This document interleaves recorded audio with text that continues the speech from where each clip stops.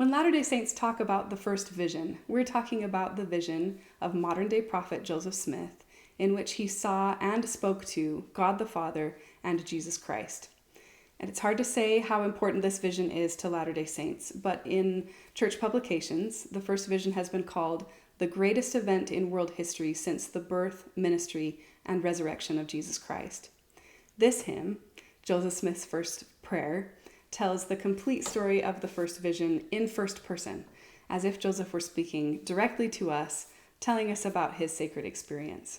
So it's a really neat hymn. It's one of the only ones that I can think of that's written in story form. Joseph Smith's First Prayer was originally a poem by George Manwaring. He was a convert from England who emigrated at the age of 17 in 1871.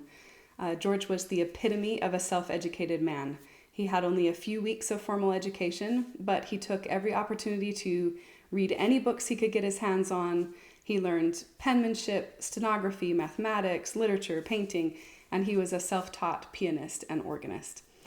He played by ear and taught children music in every Latter-day Saint congregation in Utah. His daughter said he felt very keenly his lack of musical fundamentals. He had never had a music lesson in his life, but he was gifted and talented, and the music of his poems, the depth of feeling personified in his songs, came not as a result of training, but from a reverent and grateful heart. Manwaring also sold music, and on one of his trips to sell music, he met an artist named C.C.A. Christensen, who showed him his painting of the first vision. And he was so inspired by it, he wrote the poem for this hymn. So, unfortunately, George Manwaring appears to have been one of the 1,300 plus Latter-day Saints who were incarcerated by the U.S. government under the 1882 Edmunds Act, which took away the right to vote or hold elected office from members of our church. And then soon after being released from prison, he died of pneumonia at the young age of 35.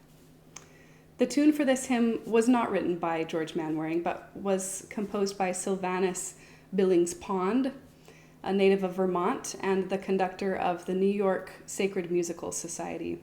This hymn tune was originally entitled Divinity, which is kind of neat, I think, that it ended up as the tune for the Latter-day Saint hymn about the appearance of divinity in modern day.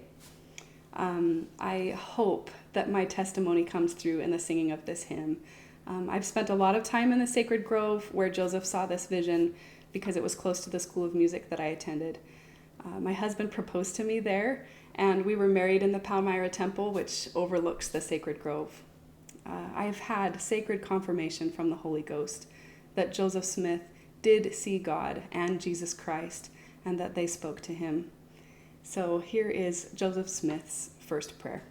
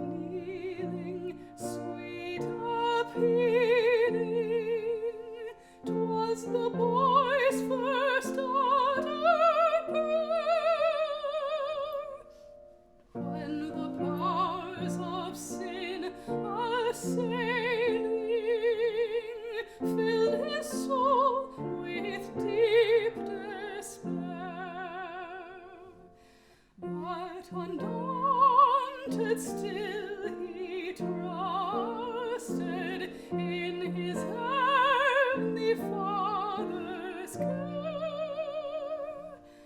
But undaunted still, he trusted in his heavenly Father's care. Suddenly a light descended, brighter far than noonday sun,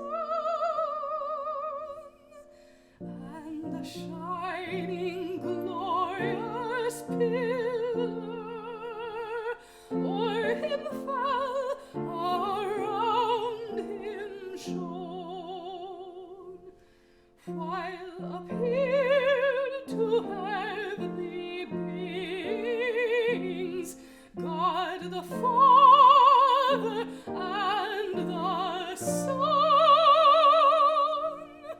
while appeared to heavenly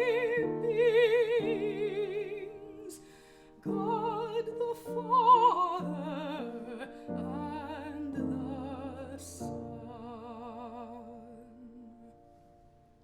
Joseph, this is my beloved. Hear him, oh, how sweet the word!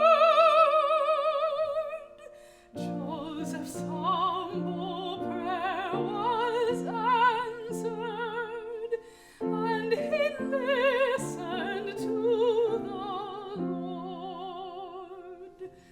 Oh, what rapture filled his bosom, for he saw